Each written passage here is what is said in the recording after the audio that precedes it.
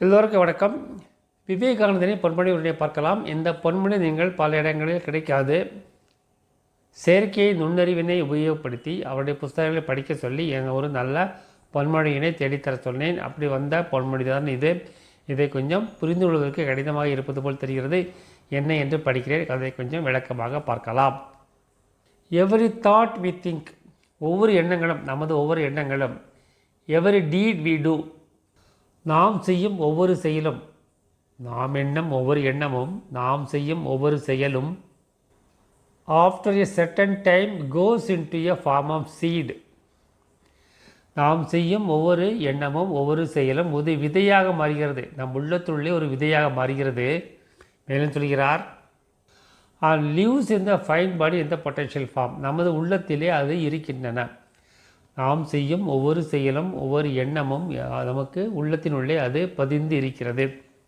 இதனை Edgar guys என்னும் ஒரு அமெரிக்கர் 1950களில் வாழ்ந்த ஒரு அமெரிக்க வேறு விதமாக சொல்வார். நாம் செய்யும் ஒவ்வொரு செயலும் ஒவ்வொரு எண்ணங்கள் முதற்கொண்டு எல்லாமே பதிவாகுகின்றன, எங்கே ஆகாயத்தில் பதிவாகுகின்றன என்கிறார். அதாவது விவேகானந்தர் சொல்வதும் எட்கார் கெய்ஸ் சொல்வதும் ஒன்றே.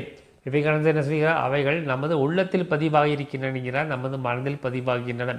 எவைகள்? நமது எண்ணங்களும் செயல்களும் வார்த்தைகளும் எல்லாமே நம்மை சுற்றி நடக்கின்ற எல்லாமே ஒரு பதிவாகுகிறது.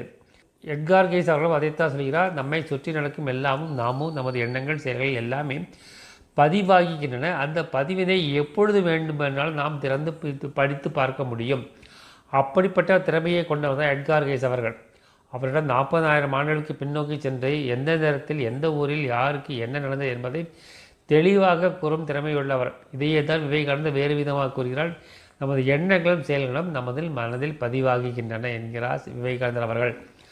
நமது மந்திரம் அன்பே சிவம், அன்புடன் வாழ்வோம், கடமையை செய்வோம், இந்த நிலையில் வாழ்வோம், எல்லோருக்கும் உதவி செய்வோம், எல்லாம் சிவமயம். நன்றி, வணக்கம்.